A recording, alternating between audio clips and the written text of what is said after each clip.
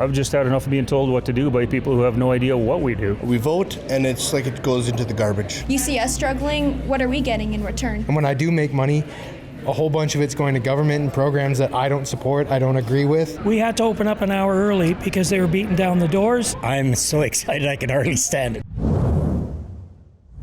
Good evening, it's Tamara Lich here from Rebel News, and I am here in beautiful Medicine Hat, Alberta, my hometown, where we're having the first stay-free petition signing here in the city at the Wyndham Hotel. We are going to go in and talk to a few people to find out why they are here to sign the petition, and if you're not following what's happening in Alberta, Stay Free Alberta is hosting petition signings around the province in hopes of triggering a referendum to support an independent Alberta, or to lead to an independent Alberta. And so this is the first one that we're having here in Medicine Hat. They need 177,000 signatures in a 120-day period to trigger the referendum. So let's go inside and see what they have to say. What brings you down to the Wyndham this evening? Freedom, and more freedom for my children especially. It's the right thing to do. It's the only way to counter the trouble that is coming from our Liberal government. I just think that people who live in Eastern Canada have no idea what our way of life is about out here. Yeah. They got their hand out wanting our money while telling us we're not allowed to make it. It's too dirty. I've just had enough of being told what to do by people who have no idea what we do. You know, it's so important for all of us, and I'm here also for my grandkids. It's important for them. They have no future if we don't do something positive. We are struggling in Canada and we don't have a voice, and it's about time we do. Honestly, Tamara, we own and operate a small oil field company here in Medicine Hat, and after seeing everything that you guys went through trying to grant us a little bit of freedom with everything that is going on, we're absolutely heartbroken isn't even the right word. Mm-hmm. We have worked so hard for everything that we have, and it's just slipping away. We're here to sign for a little bit of freedom from Our freedom. from Carney. We need to make a change in this country, in this province, and so this is the way I do it. And so what do you hope to gain through an independent Alberta? What do you foresee? Alberta sends $20 billion on average more in tax dollars to the east than what we get back in benefits. Anybody standing around saying that they're afraid of this, it's going to take some work. Anything worth having does require some work.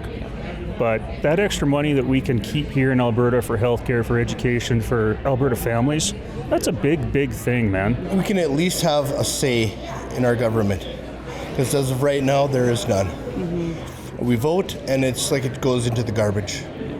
And it's so discouraging that it makes me feel like the voting system is broken. I see how hard Albertans work. We work extremely hard, and all of our people are struggling right now, yet we're still sending $30 billion over to the other side of Canada constantly right now. You see us struggling, what are we getting in return? Nothing. Our vote doesn't even count. I think that's a major issue. So for me personally, I see it affect families here, and it's not fair. And I'm old, and but our kids, what have they got to look forward to? This is a country that keeps taking and taking and taking from this province and gives us nothing in return, or very little. It's abusive, right? So if we can start putting those dollars back into the citizens of this province, could you imagine what a force we could be to reckon with? Yeah. Would be incredible. People just have to look at the numbers, the amount of money we're talking about that we lose every year. It's ridiculous. And all that would stay within Alberta to help Albertans if we were a sovereign nation. We definitely have to have big changes. They have to recognize that Western Canada is important. What are some of the sentiments that you're hearing from the petition signers here this evening?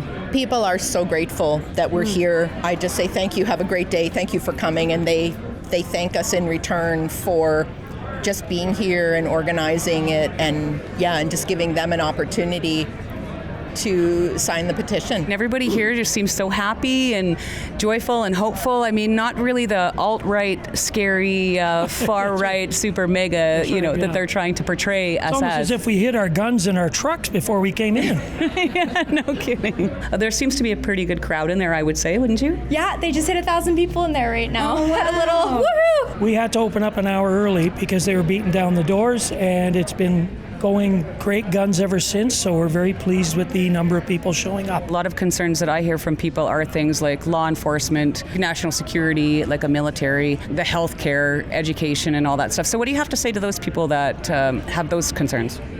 Well, I think that if you look at the math, the massive amount of money that we give to Ottawa for the few dollars that they throw back to us, if we did nothing else but just keep that money for ourselves and use it for ourselves, we could have grade A services in every single category you mentioned. I have a few questions. Like, I'm not sure, like, there was a mention last night of the treaty, 6, 7, and 8, I believe it was. And I do have questions because when I was trying to look it up last night, I was getting conflicting information on it. So I was trying to get clarity on that. I think the number one thing I talk about is the garbage that they're talking about, the Canada Pension Plan. If you vote to leave, you won't get your Canada pension. That's just garbage. Everyone who paid into the Canada pension, there's people drawing Canada pension living in Beirut, living in Africa, living all over the place. So if we're living in a sovereign Alberta, why should that be any different? For my age group right now, it seems very difficult for us to be able to even get a house. I work 2 jobs myself. I just keep afloat. Luckily, I have a little bit of help. If I didn't, I don't know where I'd be right now. Housing costs, the median household cost in Canada for a home right now is about $750,000. 20% down, you're looking at over $200,000. Who has that just hanging out in their pocket? For most people that I know, a lot of them want to sign because they're sick and tired of rising prices of everything. Like, I live at home and I'm 20 going on 21 and I don't think I'll move out till I'm 25 because I can't afford groceries, I can barely afford fuel, I can't afford a home.